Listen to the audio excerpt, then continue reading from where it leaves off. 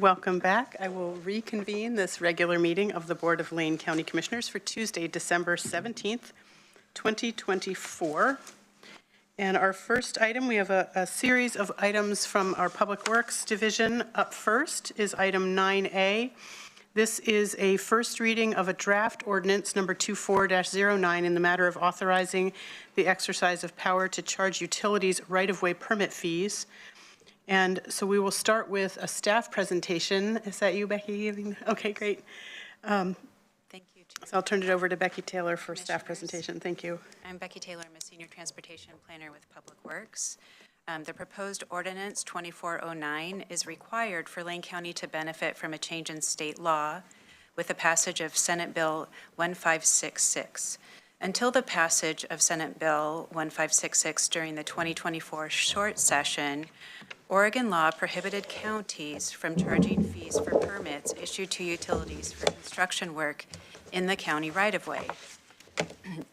This statutory preemption on permit fees meant that precious state highway fund dollars intended for county road improvements and maintenance were instead subsidizing public and private utility operations. Staff will provide a more detailed presentation at the second reading and public hearing. Staff requests that the second reading and public hearing be set for January 7th, 2025, time certain at 1:30. At this time, staff requests commissioners identify any questions that they would like answered at the January 7th staff presentation. Thank you. To the board, anything you want to ensure is included at that hearing? Commissioner Senega. Maybe not included in that hearing, but will there be a packet on, like, say, stakeholder information or input on this from some of our local utilities? Yes, so you'd like me to provide information at the next meeting about our stakeholder engagement and utility outreach? If we could, yeah, that'd be great. Okay. Thank you. Thank you, Commissioner. Anything else? Vice Chair.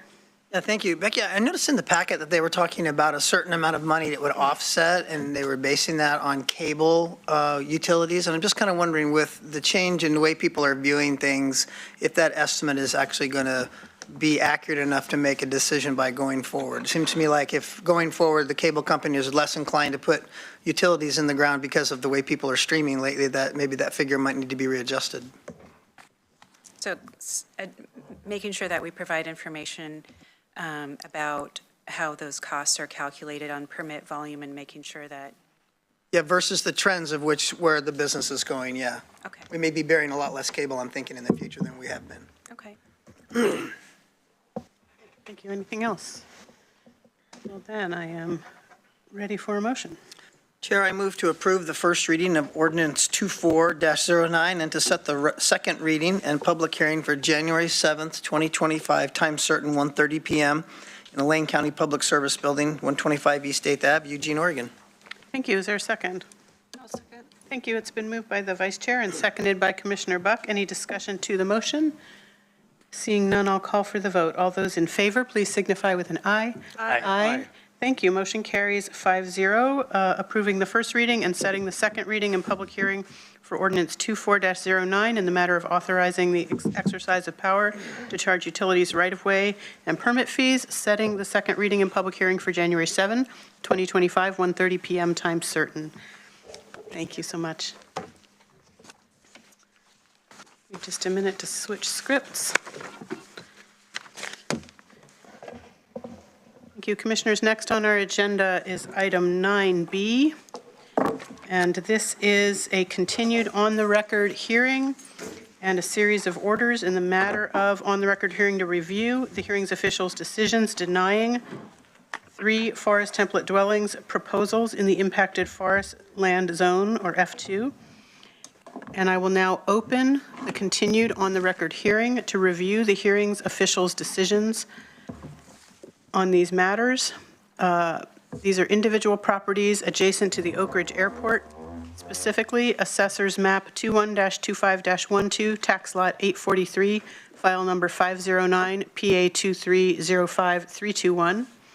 Assessor's Map 21-35-07-30, Tax Lot 2900, File Number 509-PA 23-05322, and Assessor's Map 21-35-07-30, Tax Lot 2800, File Number 509-PA 23-05323. This hearing is continued from October 8th, 2024.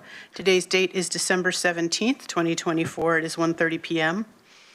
On October 8th, 2024, the board passed 3 motions to continue the public hearing on this matter to a date and time certain to be determined and reopen the record through November 5, 2024 to allow limited additional testimony by parties in the form of findings, with the limitation that the findings are related to Policy 11 and its interpretation based on the pre-2021 position that Policy 11 does not apply to forest template dwellings, and limited to arguments that are already in the record.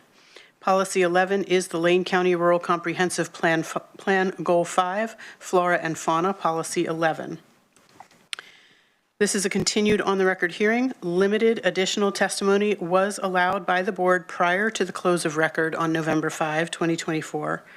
No additional allowances for limited additional testimony have been allowed by the board for this December 17, 2024 continued on-the-record hearing.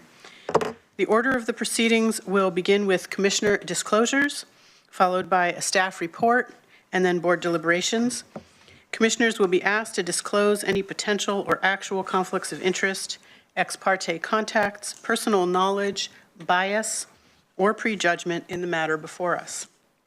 Parties, as defined by Lane Code 14.015 may challenge.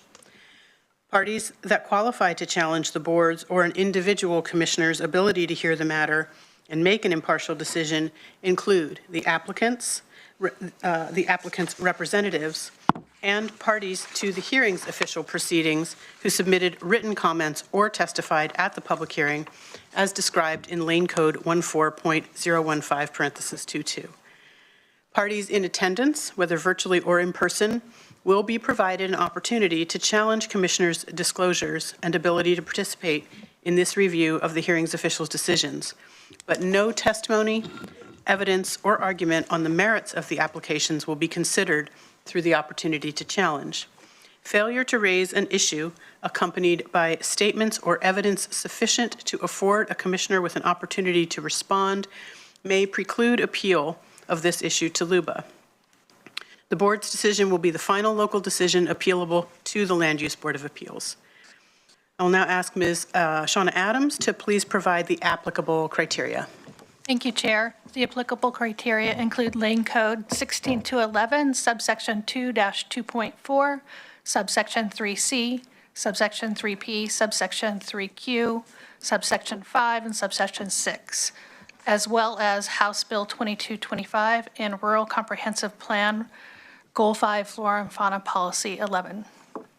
Thank you, Ms. Adams. And I will note staff will give a presentation next, and joining Ms. Adams at the table is in-house county counsel Tiffany Brown, and joined by Cosette Tran Coffey with our outside counsel.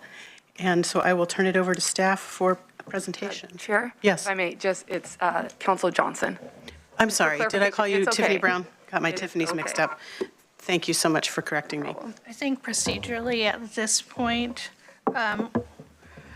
correct me if I'm wrong, will we be looking for Well, I do see Commissioner disclosures, but I also disclosures see, so let's, staff provides their presentation? I thought that was, would you like disclosures before the presentation?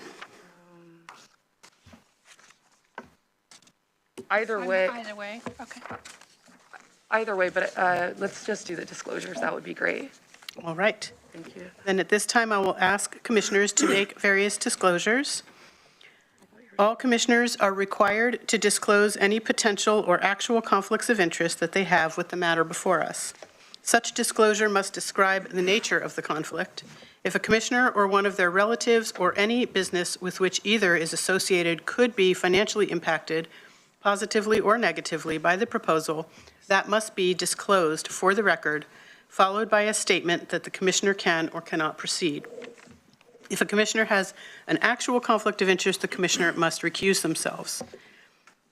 And so I will ask commissioners one by one for any need to disclose either a potential or an actual conflict of interest. Commissioner Senega.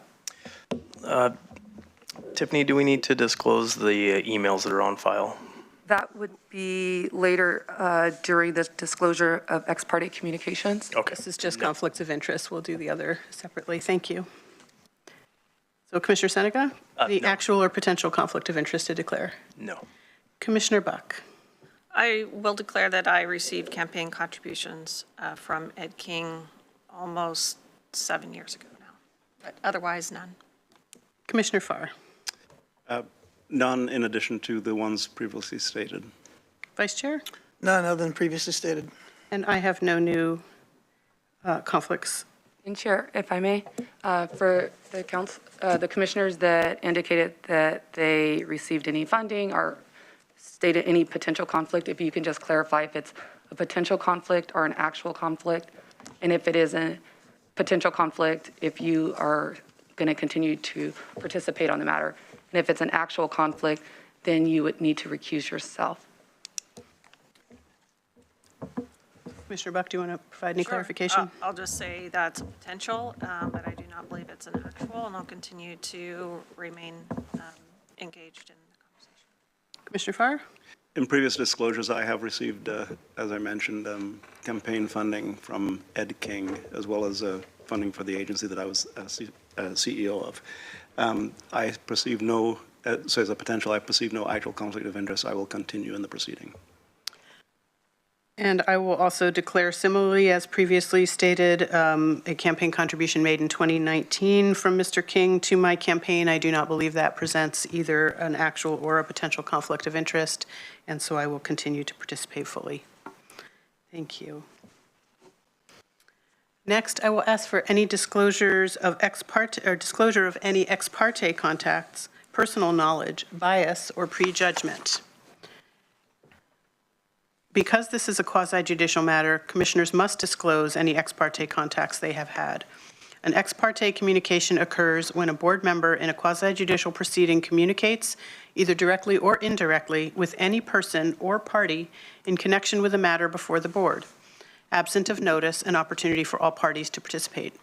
Commissioners must also disclose any personal knowledge acquired outside of the hearing process in rendering a decision or any bias or prejudgment that would make them incapable of making a decision based on the evidence and argument before them.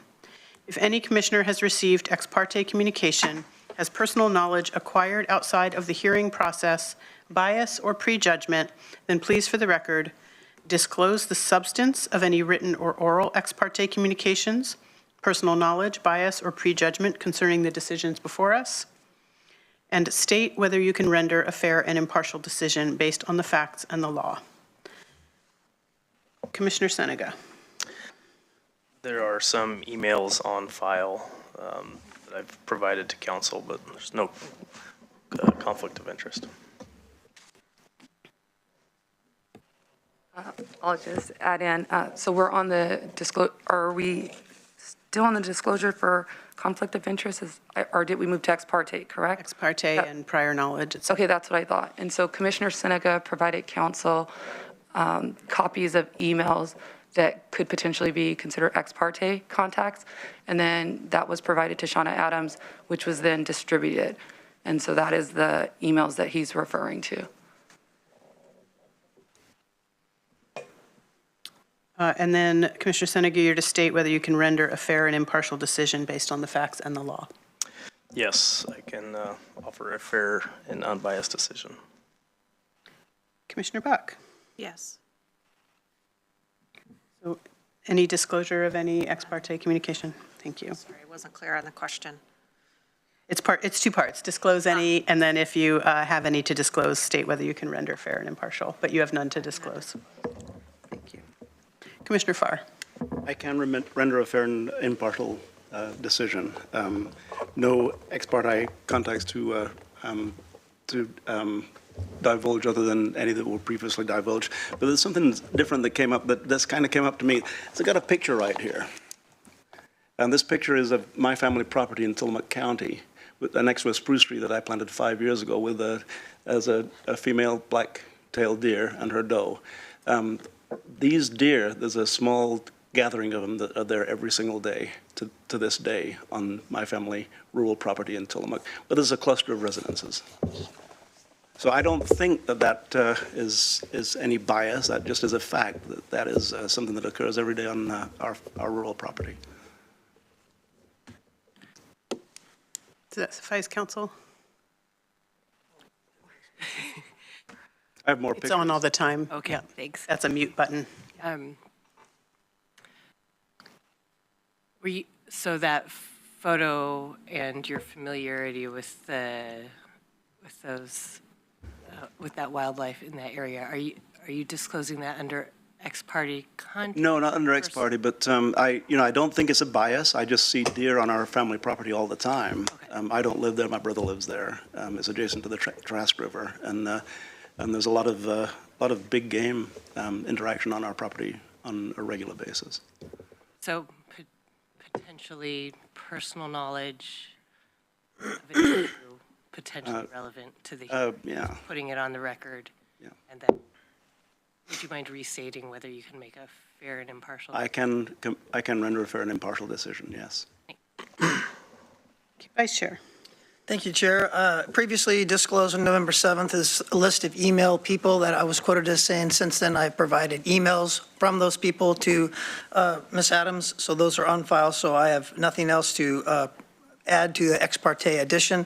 If we're doing personal knowledge, as a developer and a builder and operator within land management and permit fields, I possess a specific knowledge and experience navigating zoning impacts, positioning of lands adjacent to other properties, and the ability to challenge and sift through arguments that are emotional and through clear and objective in regards to county and city code. Plus, I possess the creative entrepreneurial thinking to find pathways to yes in a development scenario that might or might not be what people think of.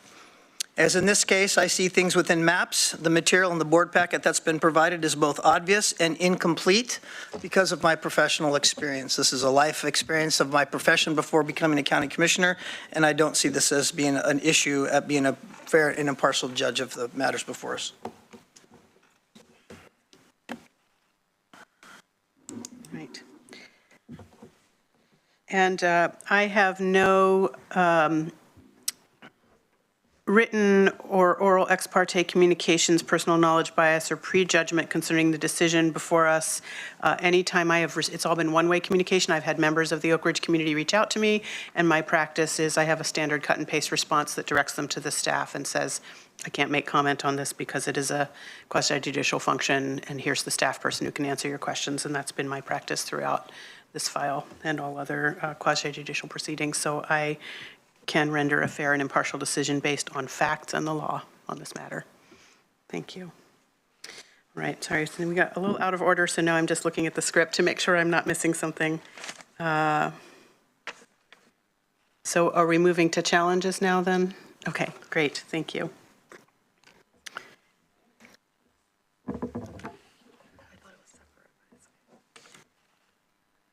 This time is an opportunity for any party who would like to challenge the qualifications of a commissioner's ability to participate in this review of the hearings official's decision based on conflict of interest. Is there anyone in Harris Hall wishing to make such a challenge? I see no one in Harris Hall indicating an intent to challenge. Jessica, can you see if there is anyone online wishing to challenge? Yes, Chair. If you wish to present a challenge, please raise your virtual hand.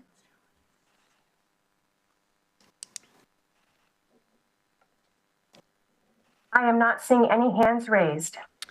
All right. And at this time, okay, that was based on conflict of interest. Sorry, I'm looking at this again. So this says the same thing again if I'm... Jessica printed out a script for me, and I'm just using the one she printed out. Yeah, and I'm trying to follow along as well, and I'm a little confused. It looks like I had a things different... might be a little bit out of order, so. Yeah, I had a different one printed out, and then there was a sort of stack of scripts for all the various hearings today. So maybe if you want to Yeah. catch me up on where we are, Yeah. we can get on track. So it looks like there was the disclosures of conflict of interest, ex parte contact, personal knowledge, bias, and prejudgment. And then if you just called for any challenges, and it was related to conflicts of interest only, So now we want to correct? do challenges based on bias. Yeah, we're going to Pre-knowledge. combine, instead of separating out challengers coming, people that are making challenges or rebutting, we're going to combine the ex parte contact, personal knowledge, bias, and prejudgment. So anyone that has challenges on the board's ability to hear the matter or rebut ex parte contacts, you would allow them to do so at this time. Thank you. So that prior opportunity to challenge was simply based on conflict of interest alone. And now I will ask if there are any parties in attendance, virtually or in person, who wish to challenge the qualification of a commissioner. Oops, says conflict of interest again, sorry. Yeah. Now is the time for any ex parte communications, personal challenge. Okay, I see what's happening here. Okay. All right. If there's anybody who wishes to challenge, either in person or virtually, the substance of any ex parte contact that has been disclosed, and challenge the qualification of any commissioner based on ex parte contact, personal knowledge, bias, or prejudgment, is there any party that would like to rebut what they have heard or challenge the qualifications of a commissioner's ability to participate in this review of the hearings official's decisions based on ex parte contact, personal knowledge, bias, or prejudgment? Seeing none in Harris Hall. Jessica, is there anyone online? For those joining us virtually, would anyone like to offer a challenge at this time? Please raise your virtual hand.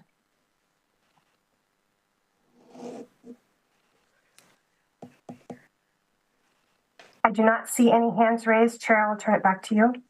Thank you. That should simplify the rest of the part of this script, and now we can move directly into the staff report. Thank you all for your forbearance. Ms. Adams, would you please introduce the documents before us and provide a staff report and presentation? Thank you, and good afternoon, Chair Trieger and Commissioners. If you give me a moment, I'll pull my presentation slides up. Oops. The button just went away.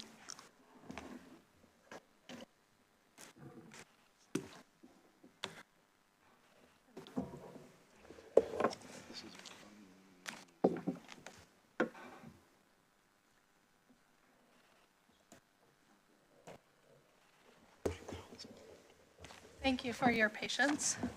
It does not look to be sharing. Try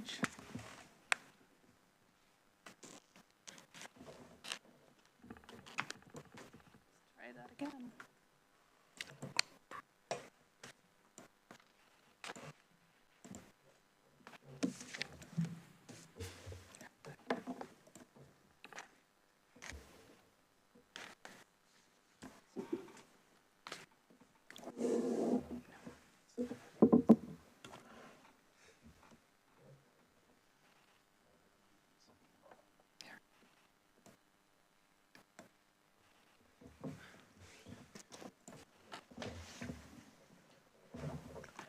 Thank you again for your patience. Again, for the record, I'm Shauna Adams, Land Management and Staff Planner. And the matter before you is a continued on the record hearing from October 8th for board review of 3 hearings official decisions, each denying a forest template dwelling proposal on property in the F2 impacted forest zone. With me are Tiffany Johnson and Cosette Trancafe, who are prepared to provide guidance concerning process and legal questions that may arise. This afternoon, I'll be providing a brief overview of the application proposals and key issues, the process that these applications have gone through to date, and options for and motions for board action after deliberating. Each of the proposals, each of the hearing's official decisions concern a proposal for a template dwelling on a separate parcel of less than 14 acres in designated major big game habitat adjacent to the Oak Ridge Airport. The proposals were initially submitted in May of 2023 and elevated by the planning director to the hearings official for an initial decision. The hearings official denied all 3 template dwelling proposals solely based on a failure to satisfy Lane Code Rural Comprehensive Plan Goal 5 Flora and Fauna Policy 11. Policy 11 in short. The text of that policy is on the screen for your reference. The Lane County Rural Comprehensive Plan, or RCP, governs most of rural Lane County and was initially adopted by the board and acknowledged by the state in 1984 to comply with statewide planning goals. As part of that process, big game habitat was identified for protection within the RCP plan area, and Policy 11 is a part of the Lane County's adopted program for big game habitat protection to meet the requirements of Goal 5 within the RCP plan area. The second sentence of Policy 11 provides that any density above the referenced recommendations of the Oregon Department of Fish and Wildlife shall be considered to conflict with Goal 5 and may only be allowed after further justification under the Goal 5 rule.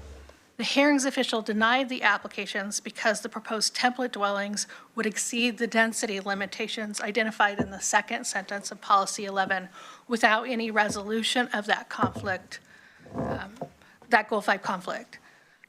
The board may recall that in 2021, LUBA, the Land Use Board of Appeals, ruled in the Nimkish and King template dwelling appeals that the county must apply Policy 11 as a criterion for template dwelling proposals in big game habitat. LUBA found that the historical interpretation of Policy 11 made by staff and the hearings official that Policy 11 does not apply to forced template dwellings did not bear up to scrutiny based on the policy text, legislative history, context, and purpose of the policy, and that the parties in this matter appear to agree that LUBA's holdings are binding on the planning director and the hearings official. In effect, LUBA's rulings have been understood to mean that forest template dwellings cannot be approved on tracts smaller than 80 acres in major big game habitat or smaller than 40 acres in peripheral big game habitat without further justification under the statewide Planning Goal 5 rule via a comprehensive plan amendment.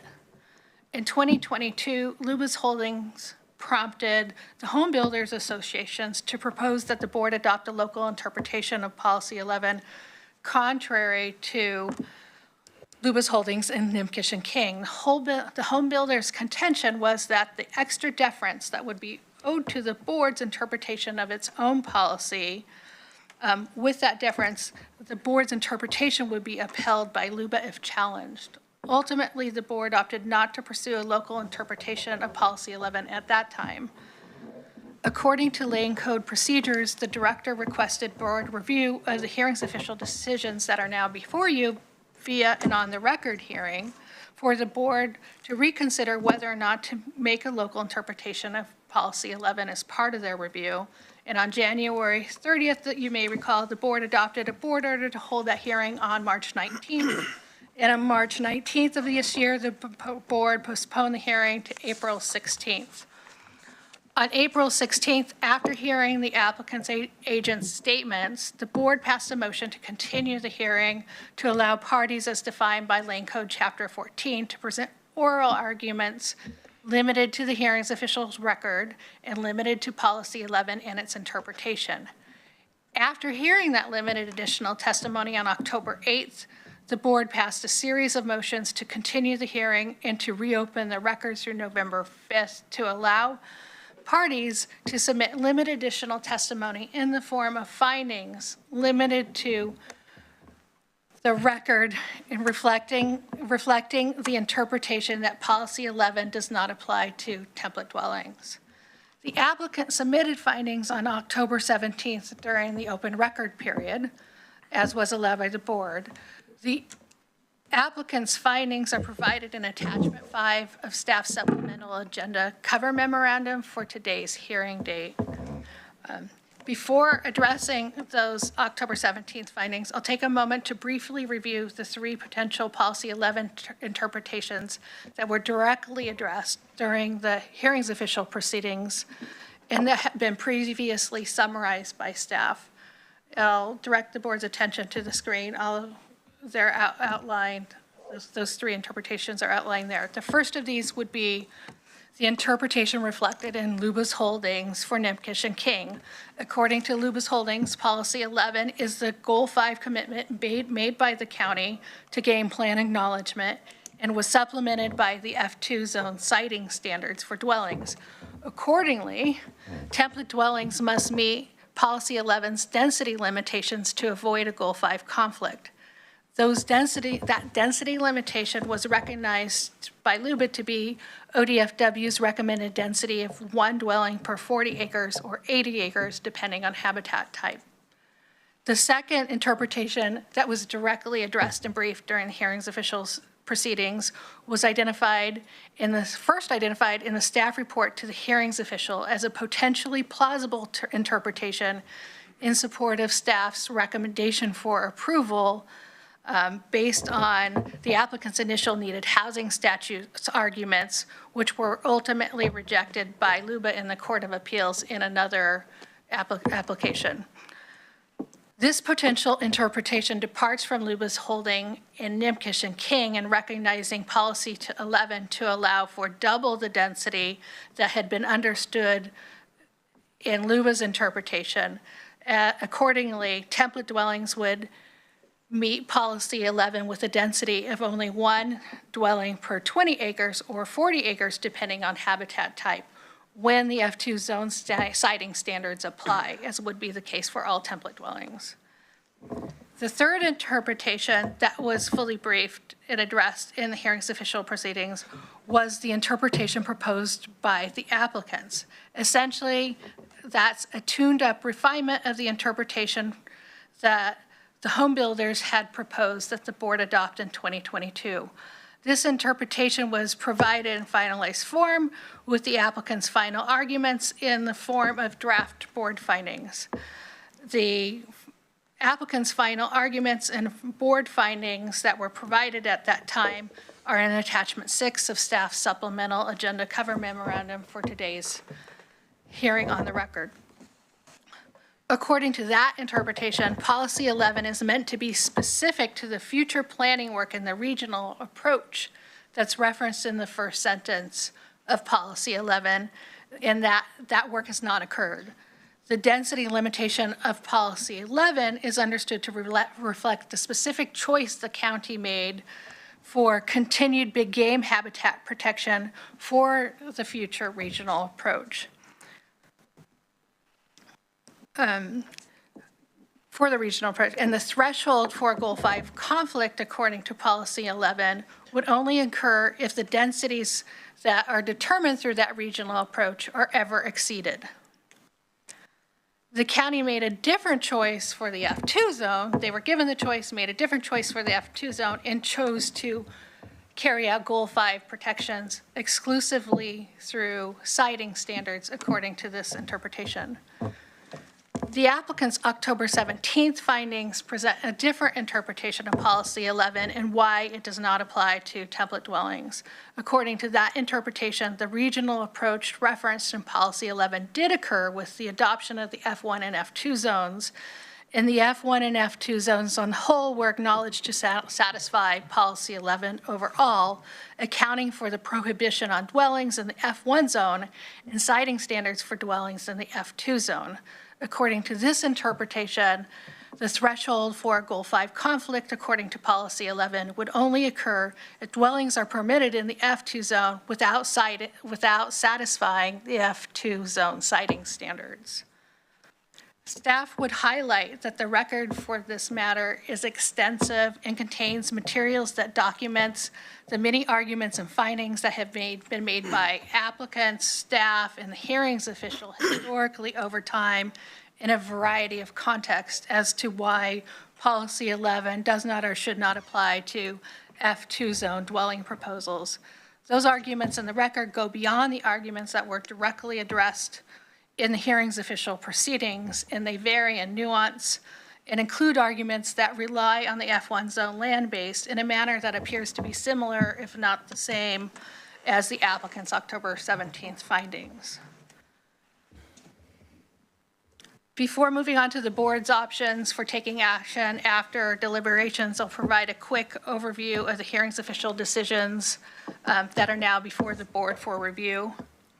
The hearings official decisions are provided in the updated board orders found in attachment 1 through 3 of staff's supplemental cover memorandum for today's hearing. The hearings official largely agree with the applicants that the board is not bound to LUBA's holding in the same way as staff and the hearings official, and that LUBA would be required to defer to the board's interpretation of its own policy inasmuch as that interpretation is legally plausible. However, the hearings official also raises concern that LUBA would not be likely to affirm an interpretation made by the board that does not fully implement ODFW's recommended residential densities as required by Policy 11. Under the deferential standard of review in ORS 197-829 that would apply to the board's decision, LUBA's obligated to defer to the board's interpretation of its own policy unless legally implausible, which staff understands to mean that the interpretation is inconsistent with the policy's express language, apparent purpose, underlying policy basis, or the interpretation is contrary to the state laws the policy is intended to implement. To assist the board, the hearings official shares an interpretation of Policy 11 that reflects their evaluation of the evidentiary record. In the hearings official's view, Policy 11 serves to fill a hole regarding Goal 5 protections that was left because the county code did not have a minimum lot size requirement for the placement of a dwelling. The hearings official's interpretation is generally consistent with LUBA's holding in King and Nimkish, except that it is also understood to endorse the potential interpretation identified by staff that recognizes Policy 11 to allow template dwellings on parcels that are 40 acres in major big game habitat and 20 acres or greater in peripheral big game habitat.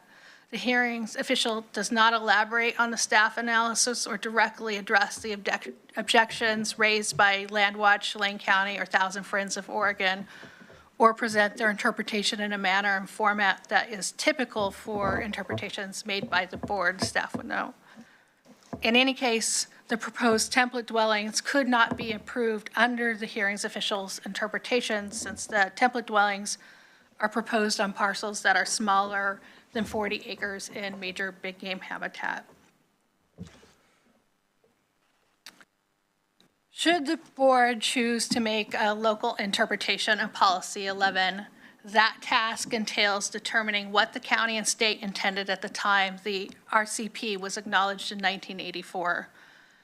And importantly, the board would not be limited to any of the interpretations that have been presented or proposed or are articulated in the record.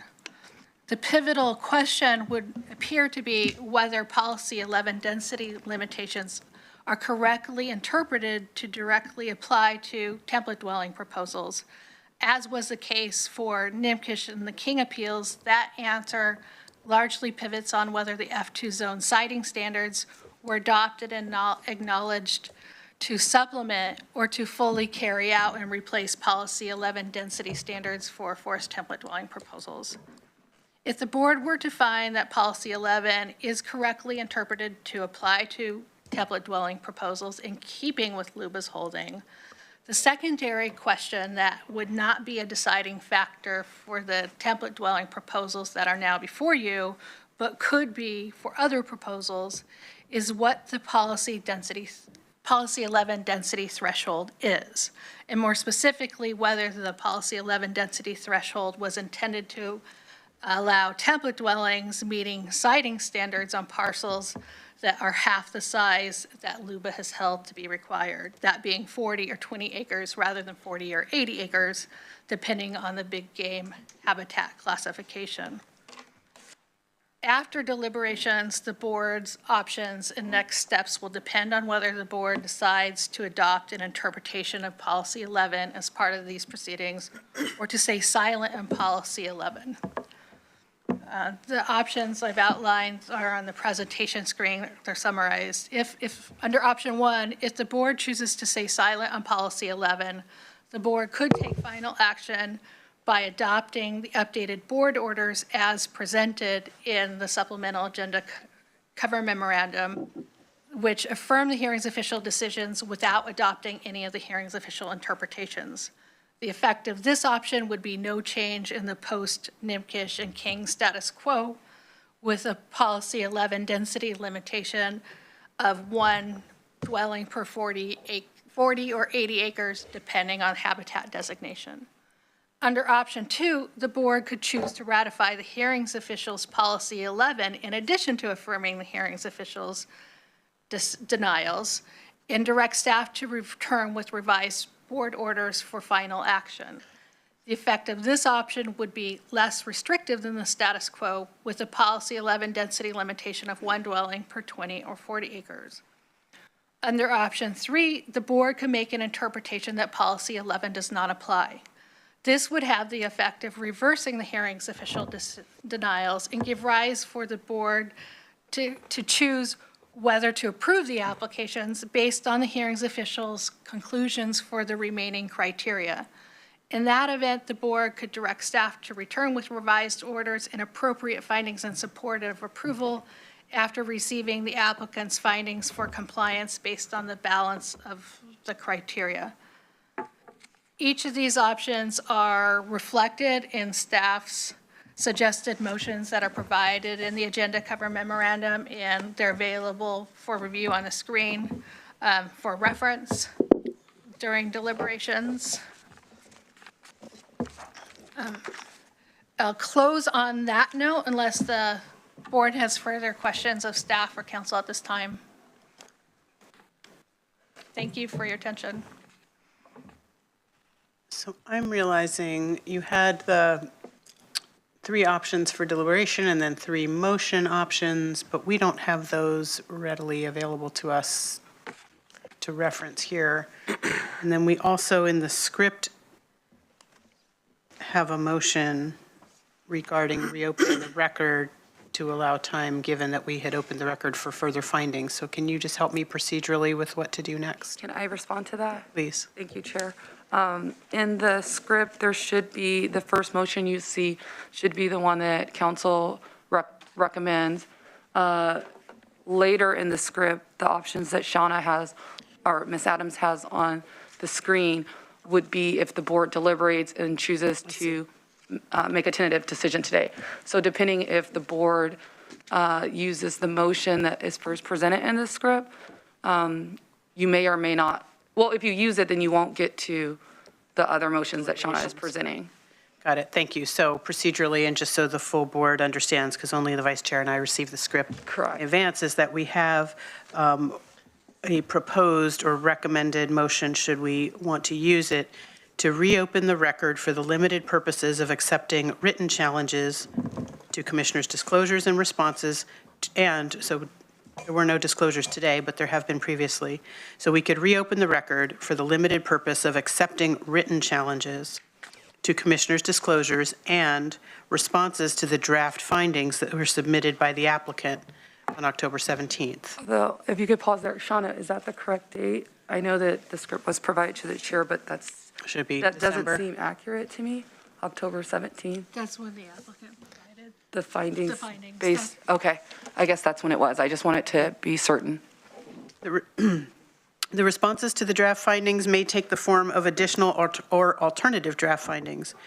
The parties shall submit such responses in writing by email to Shauna, et cetera. I'll legal language of the motion if we need it. The hearing shall be continued to February 4 at 1:30 in Harris Hall for deliberations following submittal of responses to the draft findings. So if I'm understanding, the board has an opportunity to keep the record open to full circle anything that may have come up either in today's disclosures or with the applicant's additional findings that were presented. That's what you're offering us an opportunity to do with a continuance to February 4th, at which time these are the considerations and motions, or if we jump right to this, we're opting not to allow for response to the findings. Correct. If you were to go towards deliberations, towards a decision, that would be if you don't make this option. And I'll just add that part of, if the board chooses to reopen the record for the purposes listed, it's in part to allow anyone to respond to the challenges that were put in writing, the emails that were shared, just because of the timing that they were shared. We're recommending additional time for parties to be able to respond if they do choose to. Everyone on the board, are we clear what our options are for a next step, which would inform the one after that? Any questions for staff about that? Or for council, outside council? Not about that, but I do have other questions. So. Well, let's wait and see if we get a motion to reopen the record for these limited purposes, and then if your questions, where they fit in that.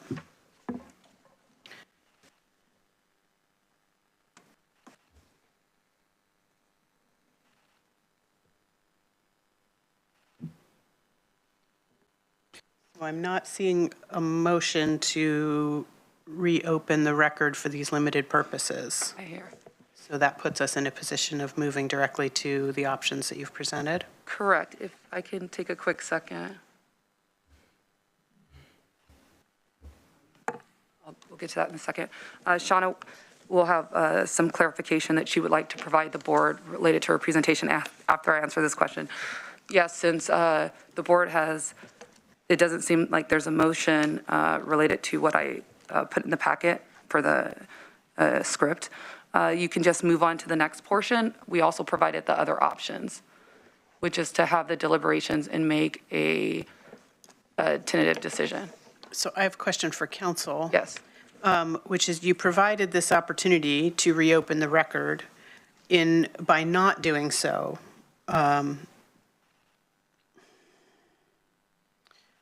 it seems pretty clear to me that the reason you recommended this was that there was information perhaps disclosed or presented in those findings that parties may want to respond to. But if we don't offer this opportunity to reopen the record, then we forestall that opportunity. Does that create any possible issues or challenges? Sure. So, Whichever. so it is possible, to the extent that the draft findings are characterized as argument. Can you move the mic a little closer? Thank you. Sorry. So it is possible that to the extent that those draft findings submitted on October 17th constitute argument, that parties may want to rebut that argument in the record. And by not making the motion that's in the scripts, the record remains closed and they won't have that opportunity. They won't have the opportunity to rebut them, but the findings are still part of the record. Right.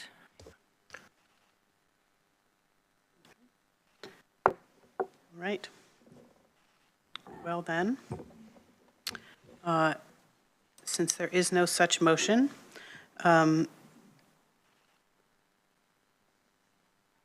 just looking here, if not continuing hearing to allow written responses to disclosures and additional limited testimony, then that concludes the presentation portion of the hearing.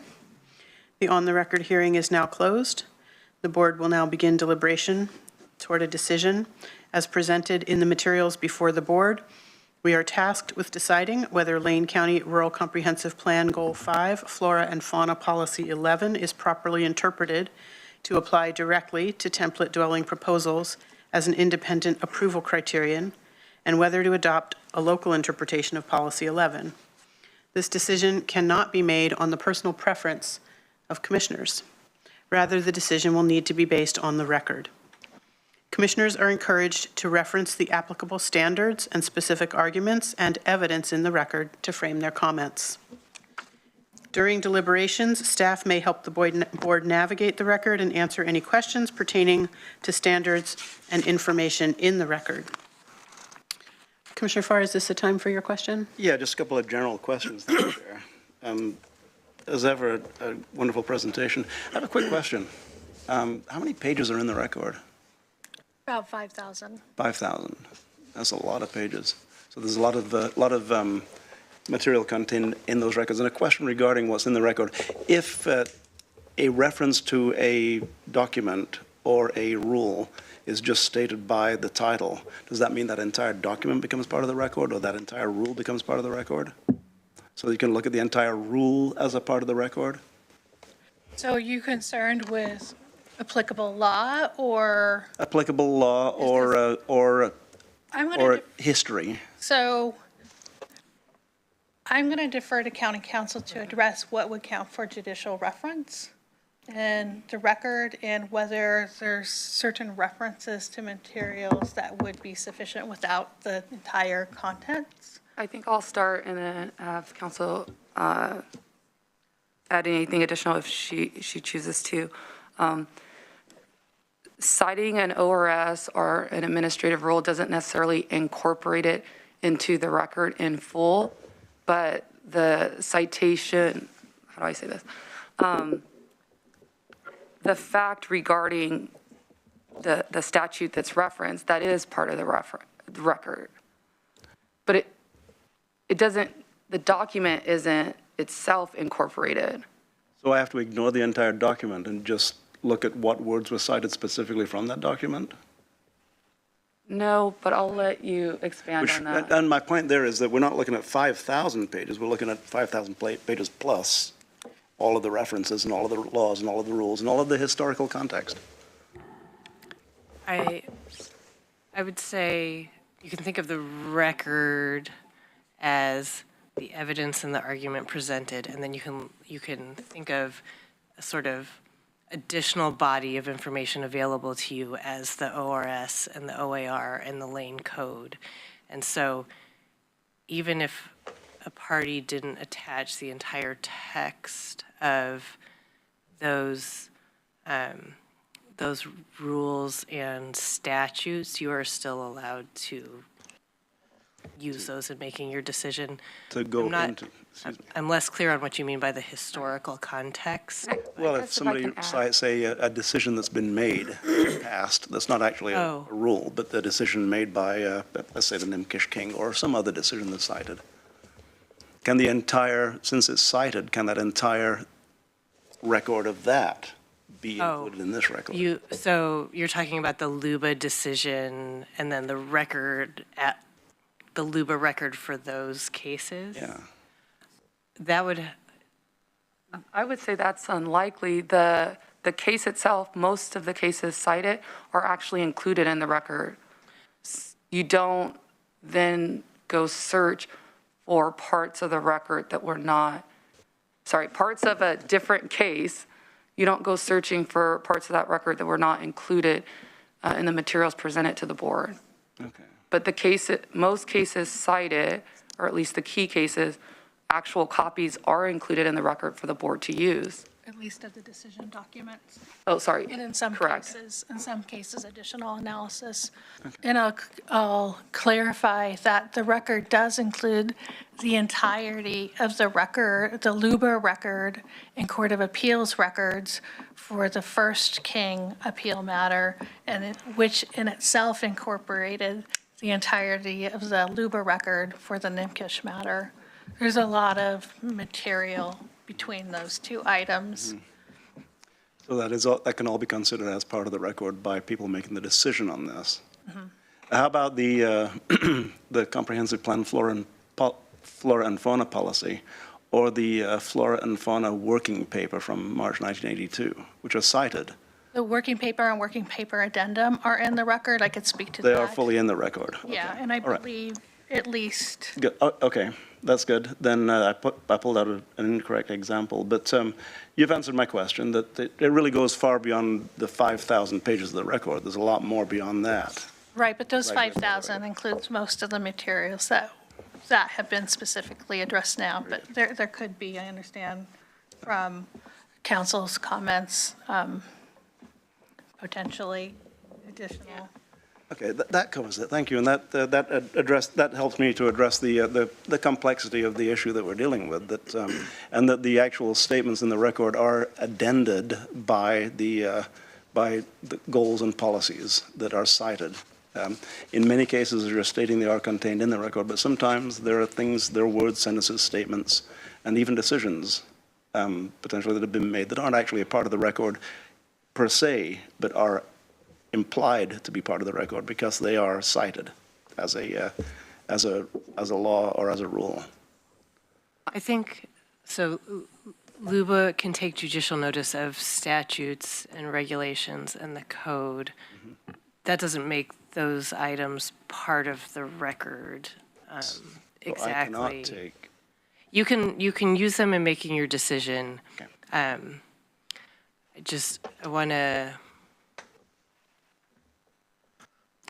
want to draw a line around what is outside of the record that you can still use.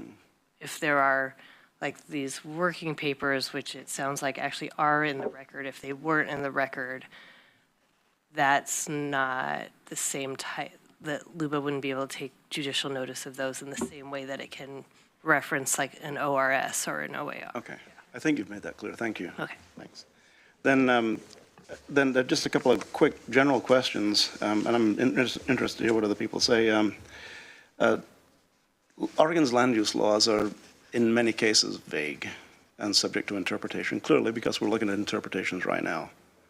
Whether it be a hearing official's interpretation, an attorney's interpretation, whatever it may be, they're subject to interpretation and argument of those interpretations. I mean, that's what we're here for, isn't it? I'm sorry, I didn't understand the question. Oregon's land use laws are vague and are subject to interpretation, which sometimes by a hearings official interpreting it, sometimes it's an attorney for or against interpreting it, and sometimes it's a board that is interpreting. I don't think council can answer that for you. That's a very broad statement. There are times when land use regulations are broad, and there's times when there's not. The hearing official rejected the theory, relying on a full explanation stated in the director's interpretation. So what I'm talking about is the director's interpretation that causes the director to make a particular decision. So the interpretation is a part of the decision.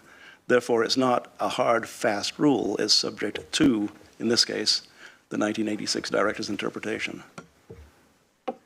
To the extent that there is a land use rule that is subject to multiple plausible interpretations, it is part of the decision maker's role to make an to make an interpretation and adopt that interpretation as part of it. If I may, from my own personal understanding, the land use laws are subject to interpretation, yes. It depends on whether they are ambiguous, which is a legal term of art, meaning that they are subject to several different plausible interpretations. So if they are subject to only one, if they're clear on their face and subject to only one meaning, then they are not subject to interpretations. But even the decision as to whether or not it's ambiguous is an interpretation. I don't think it's ambiguous. Well, I do.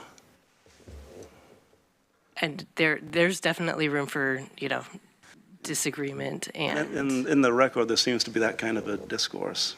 I think it's ambiguous. I don't think it's ambiguous. I think it's cut and dried. I don't think it is. It might be helpful to limit this question to the specific issue that you're thinking about. Are you thinking about is it policy 11?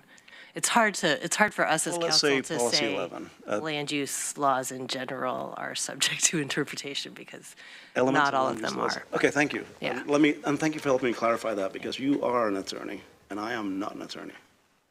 And this room is full of attorneys whose job it is to either clarify or create reasonable doubt, you know. That's what attorneys' jobs seem to be.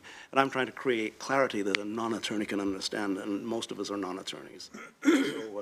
So land use laws can be, in some instances, subject to interpretation by local bodies.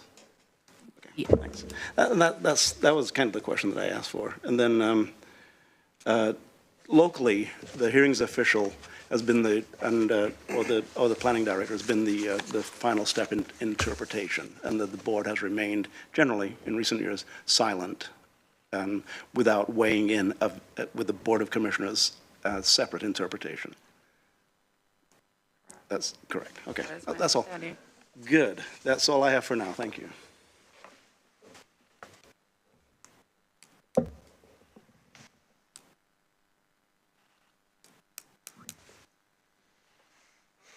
Was I the only one that had anything? No, I'm just doing. Okay. Vice Chair. So I think what Commissioner Farr was alluding to is at some point, someone's got to make a decision. Someone has to interpret ambiguity, and that's us. We're the Board of County Commissioners. This particular case is set upon us to make that determination. Based on the record and all of the 265 pages that were this week's packet, I turned to page 132, and I keep referring back to the items and issues that were addressed in 1984 and 1983 when we determined to take all of the F1 land and make that big game habitat, which was 84% of the county's forest lands, and to take the F2 property, which were designated as urban interface lands, and put a template dwelling piece over the top of that.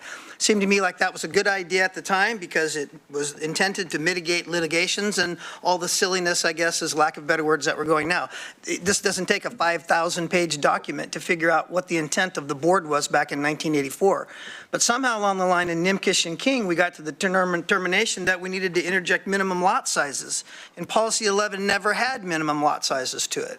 So therefore, I go back to saying, well, why are we trying to interject minimum lot sizes when the original intent by the board in 1984 and 83 was to set aside forest lands and use interface lands as template dwelling housing? So I'm struggling the fact as to why we keep circling this document. And further, you know, when I was in the Navy, I did a lot of FOD walkdowns. Let me tell you what FOD walkdowns are. FOD walkdowns are foreign object debris walkdowns. And what they are is I've walked probably every runway in every state on a Navy base that's in this entire nation. And what that is when you're around an airport runway, I didn't see a lot of wildlife. And I'm not saying I'm an expert in wildlife, but I happen to know an airport runway when I see it. And there happens to be an airport runway that's right on the adjacent property lines of this particular property. And I'm struggling to find out why we're talking about that being a big game habitat. And I haven't seen anything in the record thus far that scientifically justifies that the airport runway area of Oak Ridge is a wildlife game preserve. So those are the questions that I have. If you have any response to that, I'm all ears, because as of right now, I'm ready to make a motion. Is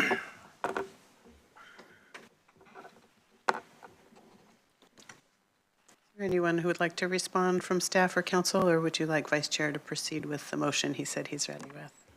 Shauna? Well, my response is more about the comment to make a motion, and I must apologize. It's come to my attention that the presentation slides that show the motions do not have the latest version, or not from the latest version of the presentation. There was an error in motion C. So I have a copy of that motion as it appears in the agenda cover memorandum, if any commissioner would like to have a physical copy. So the ACM online is correct, the slide is not? ACM online is correct. And the slide is not, so maybe we should take the slide down just so we don't provide you any further confusion. And unless you need to share anything else again, we can even just take the whole screen share down unless anybody thinks they want. So I'm looking at the very first page of the ACM that's online, and that's correct. Okay. I'm ready to make a motion, Chair. I move to reverse the hearings official's decision and to revise board order numbers 24-03-19-04 and 24-03-19-05 and 24-03-19-06 to conditionally approve the proposals based on the board's interpretation that policy 11 does not apply to forest template dwelling proposals brought forth on the applicant's findings of fact and based on the hearings official's conclusions regarding the remaining applicable template dwelling criteria. I move to accept findings of the applicant and direct applicant's counsel to draft findings and conditions of approval that reflect the board's decision in support of the orders and to allow dissenting comments to be considered before a final draft and direct staff to come back to the board with findings for approval and for final actions on a date to be determined. Before I ask for clarification, is there a second? So that is not the motion before us. A clarification that I have, I'll tell you, I'm confused by the different motions that have been put before us. So the one that I've brought up online, motion C, is the motion that I believe that you're, and are you looking online or are you looking at the printed version? Well, I took the printed version and added some things to it. Okay, all right. It's a hybrid version. So if I'm understanding, Vice Chair, you wrote your own motion based on the motions that County Council gave to us as options, is that right? Under some guidance of County Council, yes. Of our in-house County Council or Yes. our own County Council? Thank you. Commissioner Saniga, did you? Yeah, so that was under the guidance of our in-house county council, let me be correct. Yes, it was conversation. I mean, the In the- exact wording was not approved by them, no. It was, we were discussing that, and those are my words at the end. Yeah, I'll second that. So it's been moved and seconded. Discussion to the motion. May I have a Commissioner Farr. restating of the motion, please? Because I'm trying to think follow we would all along with benefit what from I that. see, yeah. I move to reverse the hearings officials' decisions and to revise board order, the numbers that are aforementioned, to conditionally approve the proposals based on the board's interpretation that policy 11 does not apply to forest template dwelling proposals brought forth on the applicant's findings of fact and based on the hearings officials' conclusions regarding the remaining applicable template dwelling criteria.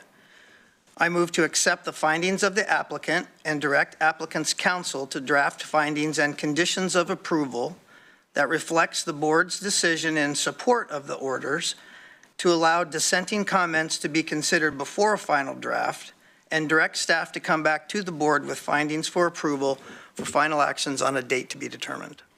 So I have a question for council. I see council wants to say something Can I go? too, but, Either way. well, my question is, if I'm understanding, because it's a lot to, It's a long motion. it's a long motion. But it sounds to me like what Vice Chair is asking for in this motion is what we would have gotten had we reopened the record for the limited purpose, because you're offering opportunity to respond to findings in a motion that is also a ruling, if I'm understanding. But council, I didn't fully, I followed part of it, but I think I need to hear the motion again. I did notice during part of the motion, there was the, let's see, move to accept the findings of the applicant, and I would just recommend that the date of those findings be stated as in, I'm presuming you mean October 17th, 2024, because there was additional applicant findings, but I don't think you're looking for the older findings. I think you're looking for the newer findings. Correct. So you would want to amend your motion with that.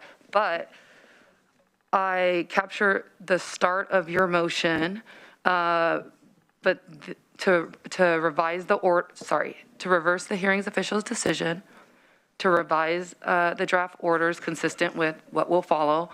And then you said based on a couple things and then move to accept the findings of the applicant. But I missed the part where you mentioned reopening the record.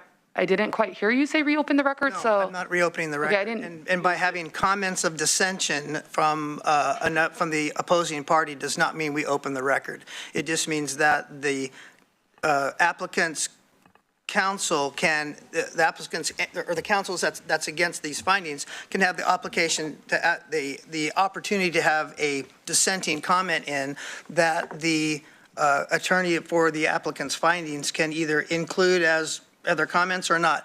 It was suggested that way because having the opportunity for a dissenting comment to be not part of an open record, because it's not part of an open record. We're not asking for other factual findings.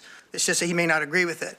But going to LUBA, it tends to stand credible that we at least considered it before going to LUBA. That was the advice. If I understand you correctly, you're saying not to reopen the record, but you would like to accept findings by opponents of the application. I'm not saying he has to accept it. He has the opportunity to submit those comments if he wants to. Okay, I don't think they can submit those comments without reopening the record. the applicant or the board chose to allow opponents of the application to submit findings after a tentative decision was made, that's findings are different after a tentative decision has been made, but what you're proposing as written would not be allowed. So I'll take that out. Not allow the dissenting comments to happen and just have the approval reflect the board's decision in support of the orders, and to have the final draft and come back from the applicant's counsel and direct staff to come back to the board with findings for approval. Can we have a minute to confer, because we want to make sure we provide you good legal counsel to make sure if the motion needs to be refined. And can I ask, maybe quick before you do, if I can ask Vice Chair, it might be cleaner to withdraw your original motion and then have a conversation with what you're trying to get at that is not expressed in the proposed motion that council has provided, and then maybe they can draft you an extra sentence or two to meet what you're getting. Would that be a cleaner way to? Withdrawing the motion, yes, I think that is a good idea. And then we can assist with drafting the motion for what is being requested and then identifying anything that wouldn't be permissible. So motion's withdrawn? My motion's withdrawn. Okay, so let the record show the motion's been withdrawn. And then, You seconded. Yes. thank you. So what is it you're trying to get at that is not available to you in the motion language provided in option C of what County Council has published for us?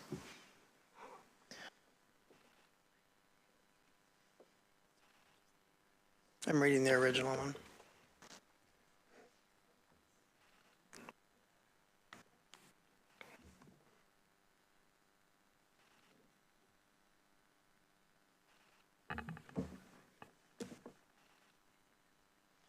And may I pose a question, Vice Chair Lovell?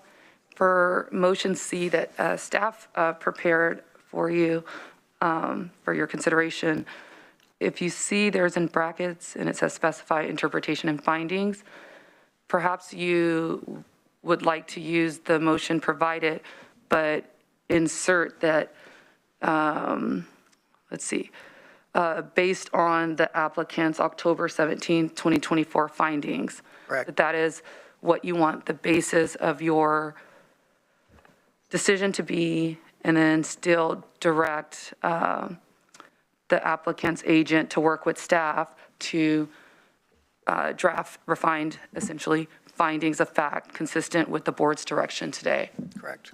That'd work. So it's the motion as published, and where the brackets are is just inserting the based on the findings provided. With the reference to that October 17th date, so that it's. Yeah, based off the applicant's findings, based off that date. You may restate it in entirety. Please make your motion. We need a formal motion on the table. I move to reverse the hearings officials' decisions and to revise board order numbers 24-03-19-04, 24-03-19-05, and 24-03-19-06 to conditionally approve the proposals based on the board's interpretation that policy 11 does not apply to forest template dwelling proposals as been given in the findings of October 17th, 2024, and based on the hearings officials' conclusions regarding remaining applicable template dwelling criteria. direct the applicant's agent and staff to work together to draft findings of fact and conditions of approval that reflect the board's decision. Direct staff to return to the board with revised orders containing appropriate conditions of approval and findings of fact in support of the orders for consideration and final action by the board on a date to be determined. Is there a second? I will second. Is there discussion to the motion?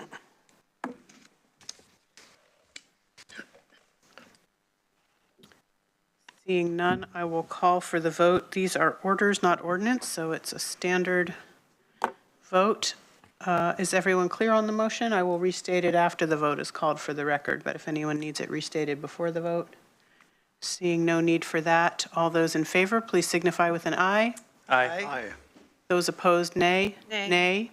Motion carries 3-2 with Commissioners Buck and Trieger dissenting, and this is a motion to reverse the hearings officials' decisions and revise board order numbers 24-03-19-04, 24-03-19-05, and 24-03-19-06 to conditionally approve the proposals based on the board's interpretation that Policy 11 does not allow forest template dwelling proposals based on findings presented October 17, 2024 from the applicant, and based on the hearing's officials' conclusions regarding the remaining applicable template dwelling criteria. This motion directs the applicant's agent and staff to work together to draft findings of fact and conditions of approval that reflect the board's decision. Direct staff to return to the board with revised orders containing appropriate conditions of approval and findings of fact in support of the orders for consideration and final action by the board on a date to be determined. Thank you very much, Ms. Adams. Thank you, Commissioner. To council, we appreciate your time and support this afternoon. Thank you.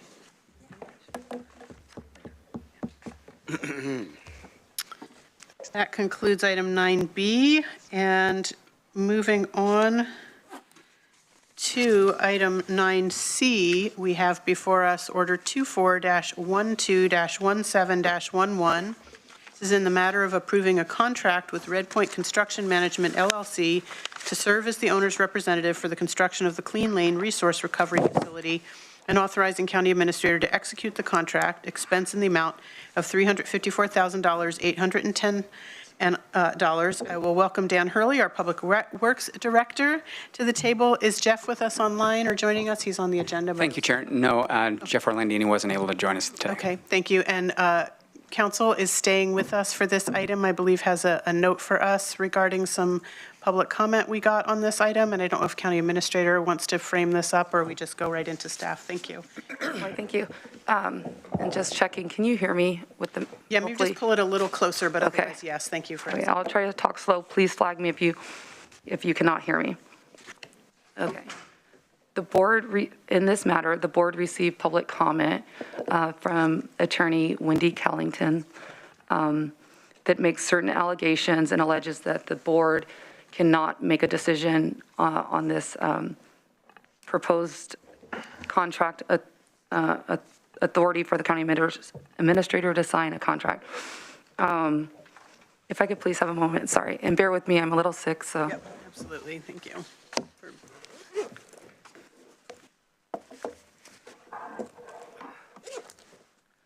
Okay, thank you. And so you received the comment letter that essentially says it would be unlawful for the board to authorize expending funds for this contract. The attorney says that it's unlawful expenditure, exposes the commissioners to civil penalties under ORS 294-100. And I wanted to provide you legal counsel on this matter. There wasn't time for me to have an executive session, so I'm just going to provide you a brief summary here that it is county council's opinion that the contract is not an illegal contract. It wouldn't be unlawfully authorizing expenditures that's not permitted by law. The project itself is considered lawful. County council has provided the board legal advice and several forms of communication previously to this contract that discusses the legality of the project itself. And for this specific project, the Public Works has complied with the procurement laws, and the board is allowed to make decisions related to essentially hiring a project manager. This is considered an owner's rep, which is somewhat equivalent to a project manager. The contract would be authorizing Public Works to spend a certain amount of funds for this service. It is not an expenditure itself, it's an authorization, and the contract would only be executed and fees incurred fees would only be obligated as they are incurred. And the county would only be allowing the contract to continue and be implemented with it being legal. And I want to make a point that the land use application for this project, the special use permit, has in fact been approved. And the contract itself uses the county council's standard template language, and the Public Works packet that they provided to the board has the key elements about the scope of the project, who it's with, the amount, what the services are. The contract itself is a very short relative contract that just has standard legalese, which we have with all of our county contracts for professional services. And I just want to reassure the board related to civil penalties. If the board is making their decision with the reliance on county council's advice that it is a lawful act to approve this contract, and you're acting in good faith and you don't have a personal benefit from this matter, that you would not be held personally liable for civil penalties. There's many cases that address this issue on allowing government officials to base their decisions on legal advice of its own counsel in order for Board of Commissioners to continue doing the important work that they need to do. And if you have any follow-up questions for me, I'm happy to answer any questions. Thank you for that, Council. Appreciate it. You're welcome. Director Hurley. Thank you, Chair. Good afternoon, Commissioners. So this item relates to the Clean Lane Resource Recovery Facility project. Pardon me, Chair, I do have a question for the council. Thank you. And thanks for the explanation, and thank you for digging into the depths of that. And you're giving us your opinion that we don't have any personal liability. This attorney has given their opinion that we do. So we have two different opinions on that. And consequently, I'm a little bit, I obviously I trust county council's advice because you are our county council, you are our attorney with attorney-client privilege, et cetera. But that being said, there's more at stake here than just what can be discussed briefly before a board item regarding the liability of the board based upon staff recommendations. And I'm going to give you an example. And I don't like talking about this, but Oregon Ethics Commission reprimands Lane County commissioners. Headlines in the paper this weekend. Something I didn't do. Something that staff said was okay to do, ongoing, and we did it, and it wasn't okay. So consequently, I'm a little bit flinchy about things that personally come at me. And in this case, this allegation by, I have it right here, Wendy Kellington, comes right at me.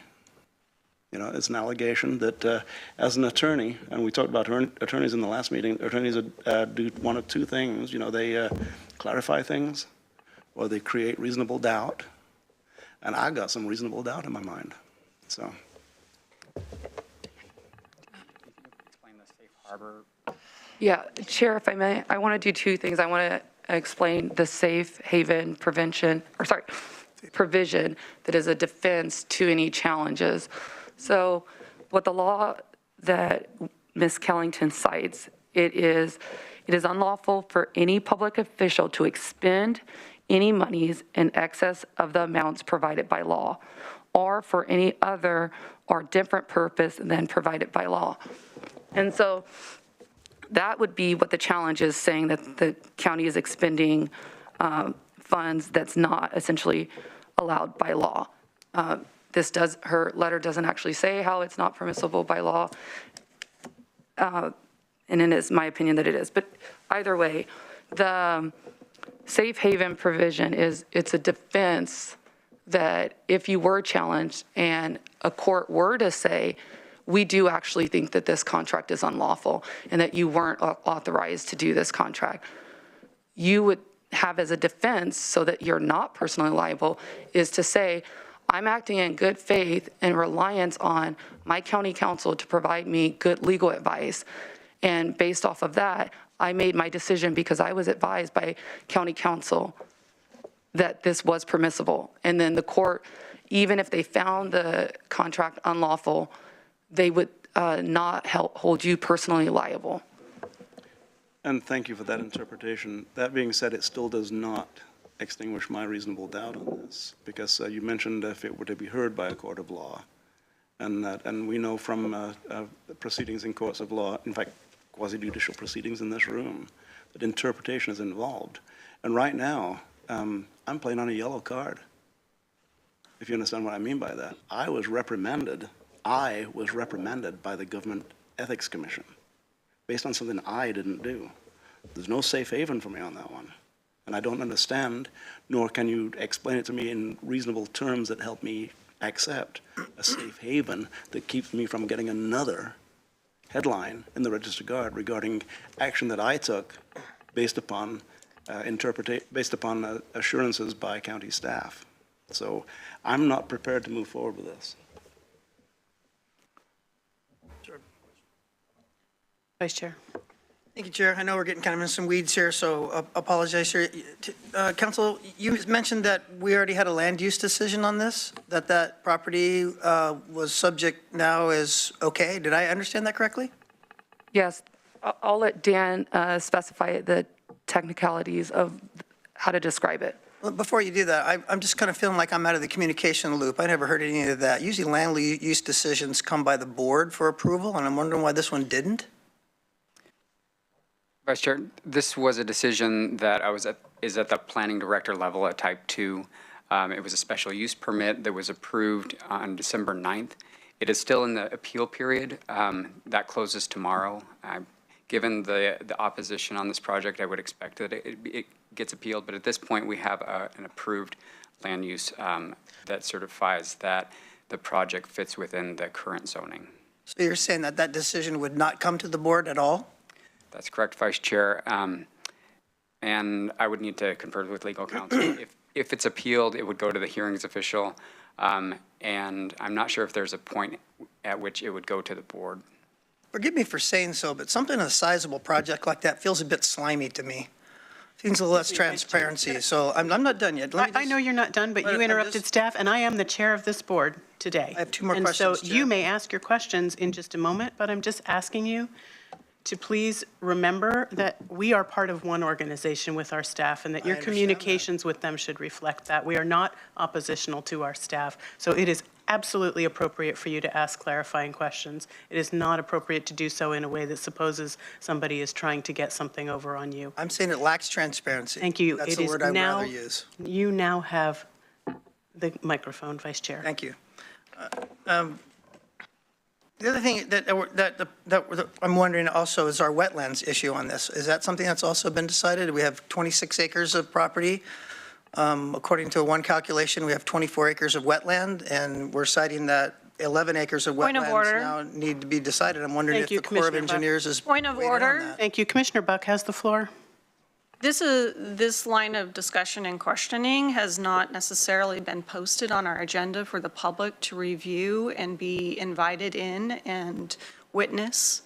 If we want to have a further work session on this particular topic, on other subjects, other than the contract that is in front of us, we need to cite that in a future agenda. I'm responding to the council's comments. That's what we said. It was open to her comments, and I'm responding to those comments. Well, I believe, Vice Chair, the questions for council are regarding the potential are around risk management and exposure to risk for this board in considering this contract today. They are not land use questions, and they are not about the project writ large. They are about a specific contract and some opposition testimony we received that has clearly planted some doubt for some commissioners as to whether opposition's legal opinion should supersede our own internal counsel. I fully understand and respect Commissioner Farr's sensitivity and to recent events, but I would say that they really are an apples to oranges situation, and I will ask that conversation stay pertinent strictly to the matter before us, which is this contract. And I have already heard from Commissioner Farr that he doesn't want to proceed. I'm not sure what that means. Are you asking that we postpone this agenda item to give you more time to have attorney-client privilege conversation with our counsel? My question would have come during the discussion from Director Hurley, but does the decision need to be made today? Is there a reason that today the decision has to be made today, or can we delay it for 3 weeks? Commissioner, we could absolutely delay it for 3 weeks. Excuse me. Thank you, Director Hurley. Okay. And that later in the conversation would have been my request, is that we either table it or actually request that staff bring it back in its entirety 3 weeks from now. So, counsel, please. I was just going to add, if the decision is postponed, I'm also happy to provide the board cases that specifically state that you can rely on counsel's advice as a safe haven. And then you'll have it in writing. You'll see the case law, and hopefully that'll provide you more assurance. And I would certainly welcome that. Thank you. Thank you. So I'm hearing perhaps best to table this item and bring it back to us after the winter break. Chair, if that would be preferred, I do see this as a fairly straightforward contract where we solicited for construction management services that would be utilized when we get into the construction element of this project. And I do look forward to coming back to the board with an update on the full project. The county administrator and I talked about this just yesterday, of getting in front of the board in January. There's been a great deal of work that's happened over the last year to move this project forward, and this is just one element in that. So what I might propose, if it works for the board and looking at the administrator, because we are coming to the end of our agenda for the day. We just have one other brief item, and thank you, Council Vehar, for your patience waiting for your item to come before us. Perhaps we hear the presentation on the contract. We don't make a decision. We table the item for decision, but then when it comes back to us, because it seems a technical issue is what's delaying taking action, but we have made the time on the agenda today that we receive the presentation, and then when it comes back to us after legal issues have been addressed by any board member that has them, we've already had the presentation on the contract. Does that work for everyone to get the brief presentation on the contract and its scope? Great. Thank you, Chair. And so just a brief update from when the board approved this project moving forward last December.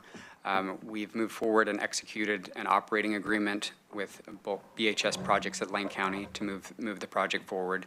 We've executed a lease. We've filed for our wetlands permits. We have filed for the special use permit that we talked about that was approved. The board authorized the $35 million in debt financing for the project. And just last week, Bulk Handling got their private financing to move the project forward. We were last in front of the board on this project last December when the board authorized us to utilize an alternative contracting method called CMGC, which stands for Construction Manager General Contractor. We've issued a request for proposals for that, and that's out now, and that will close after the first of the year.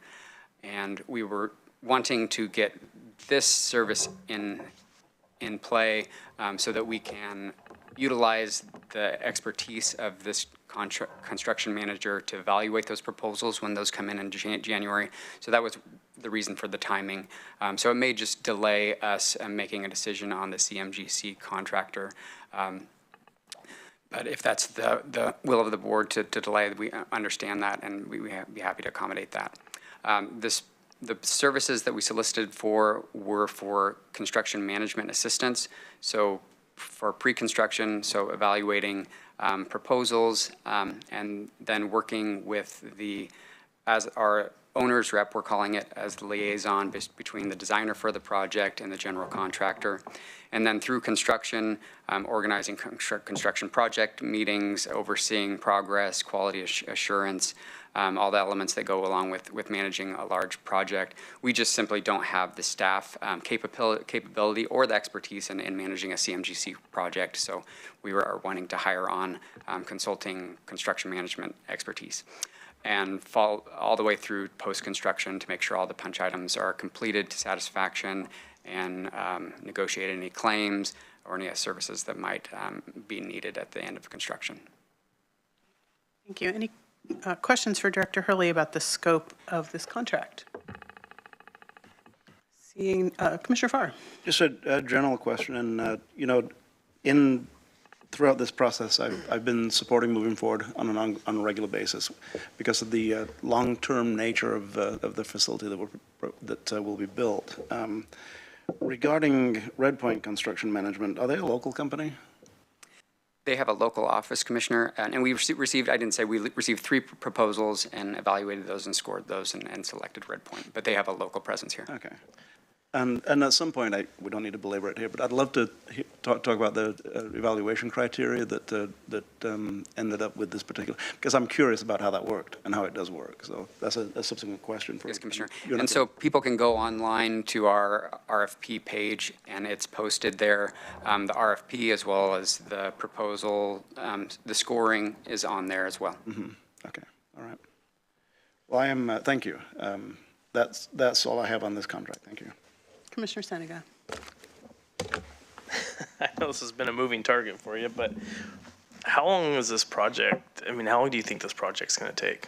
I'm looking at $354,000 in project managing. That's a number.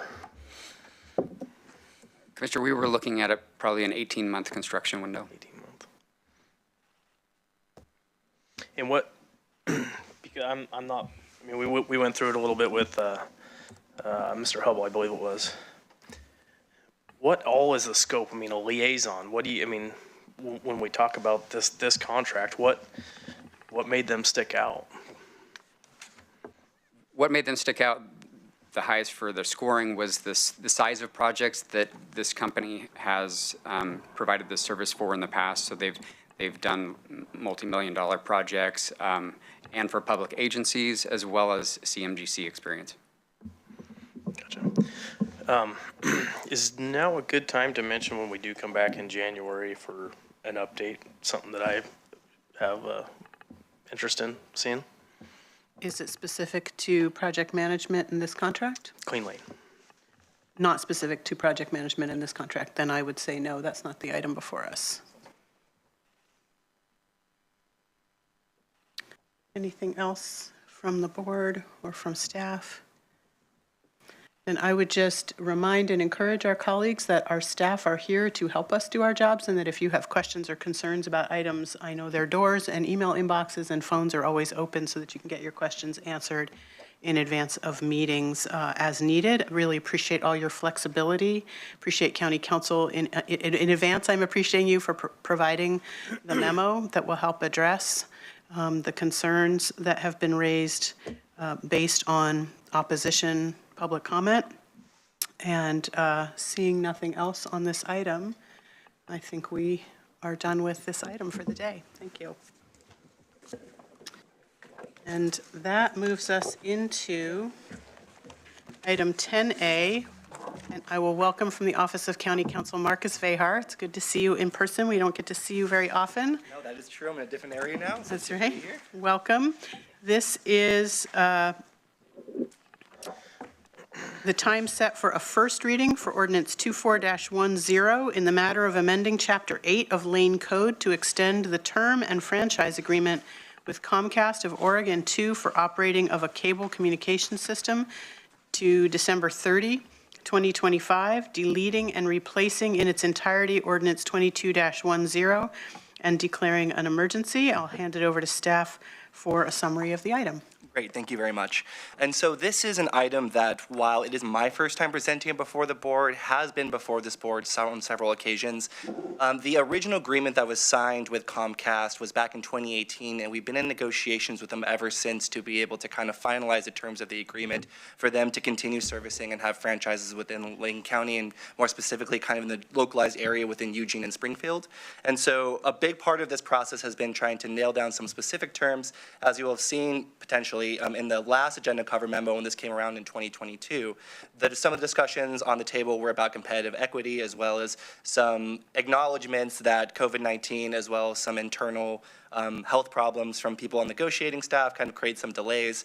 And so that brought us to the 2024 extension date, to where now we're asking for one more year. And really at this point in time, we feel as though that we just need this year to be able to kind of wrap up these final conversations and be able to get the final terms into the contract before it can be presented to the board.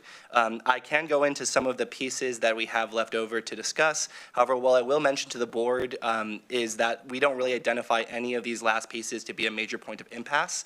And so we don't necessarily believe at this point in time that anything left on the table is going to create excess, hopefully a lot more excess arguing and negotiation on the subject, but rather just trying to lock down final language before we then bring the final package before the board to discuss and then have you sign off. The last thing I would like to mention about this particular area is that we do have a common interest agreement with the City of Eugene and the City of Springfield, so we actually work pretty much as a unit. So just so you're aware, the main staff contact who's been the one bringing this before the board continuously since 2018 has been Christine Moody. She is still the individual who is the department contact for the group that we are negotiating with. And then we do have representation from the county council's staff as well too in those meetings. And so we work with the staff from the City of Springfield and the City of Eugene, and we discuss together how we approach these negotiations, and our common interest agreement allows us to share those communications and share privileged information. We have, again, that interest agreement built in with them to allow for that cooperation. And so they have already moved for this extension and got it granted before, so we are just trying to move lockstep so we can then join them with the extension period. There was a little bit of a confusion about who would be bringing forth this item, which is why it was brought forth so late in the month, but we're just trying to move it forward as expediently as possible just to catch up with everybody else, and we don't really anticipate the brief delay between January 1 and January 7th when this would be potentially approved to create any actual issues for the contract. We see ourselves probably reconvening sometime in January as well too, to continue with Comcast to discuss the negotiations.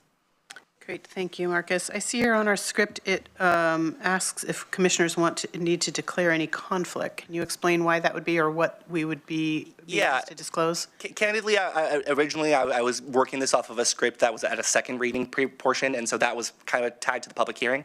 If there were any perceived conflicts, I would be interested to know, as we will be bringing this back before the board. However, at this point in time, I don't think it's 100% necessary. It was more so left in for security after it was sent out. So no need to. I don't think we need to at this stage. Roll call, okay. Yeah, I don't think we need to. Thank you. Do any commissioners have any pending questions? Again, this is a first reading, so we'll have more meat on the bones at a second reading and opportunity for public hearing. Commissioner Farr. Thank you, Chair Trieger. You know, back in 1997, recall what you were doing then? Back in 1997, we had the Council Committee on Telecommunications, which established the Eugene ordinance covering a whole lot of areas, Pam Berrien, and we worked together for a lot of years. And then you probably don't remember the name teleprompter. I've heard it. They're today called Comcast. But that being said, I raised a question then that I continue to be a little bit, it continues to come up in my mind. Comcast operates cable systems, and so we're able to regulate them. Yes. And we're able to have terms of operation inside of our jurisdiction. DirecTV doesn't operate cable systems, so we don't have any jurisdiction over them because they come through, unless they have ground-based equipment in our jurisdiction. Is that right? I'm not prepared to be able to answer 100% whether they do have jurisdiction or not to be able to operate. However, one thing I do actually want to mention is, as part of this conversation as well too, we actually have been working with staff to discuss any other areas of interest we need to. So, for example, charter was actually brought up too as a conversation piece about how our jurisdiction applies to kind of their operations. And so I can tell you that actually is something on our radar and something that's had renewed vigor in conversation.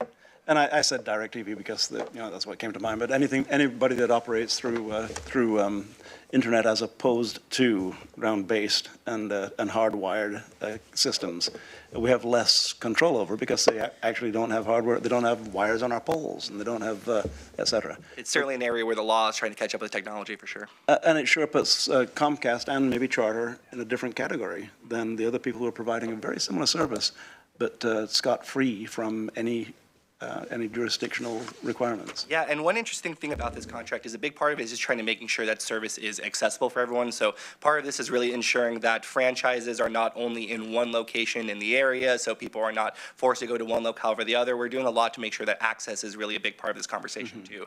And so while not all of those entities work the exact same way, something like requiring a Comcast store within a certain area is something that we are trying to make do with this contract. Okay. Thank you, Marcus. Of course. Great. Any other questions for staff? Any other comments from staff on this item? No, just like you said before, there's much more conversation we had. This is just a first step in this process. Yep, great, then I am ready for a motion. Chair, I move to approve the first reading of ordinance 24-10 and set the second reading and public hearing for January 7th, 2025 at 1:30 PM in Lane County Public Service Building, 125 East 8th, Eugene, Oregon. Thank you. It's been moved and seconded to approve the first reading and set ordinance 24-10 and set us, I'm going to read the full, make sure this is the motion that was intended. I move to approve first reading, set ordinance 24-10 in the matter of amending Chapter 8 of Lane Code to extend the term and franchise agreement with Comcast of Oregon 2 for operation of a cable communication system to December 30, 2025, deleting and replacing in its entirety ordinance 22-10 and declaring an emergency for a second reading and public hearing to occur on January 7, 2025. Clarify with the maker of the motion that in its entirety, that is the motion that was intended. Motion on the books, yes. I'm using the script that the Okay. chair and the vice chair receive. And this maker of the second, thank you. Any discussion to the motion? Seeing none, I'll call for the vote. All those in favor signify with an aye. Aye. Aye. Thank you. Motion carries 5-0. Thank you again, council. We appreciate you being here. Great, thank you, Board. Thank you, Chair. And that concludes our business for today. We do have board business tomorrow. We will be here in Harris Hall at 9 a.m. And then we will adjourn to executive session, so I will read us into those tomorrow.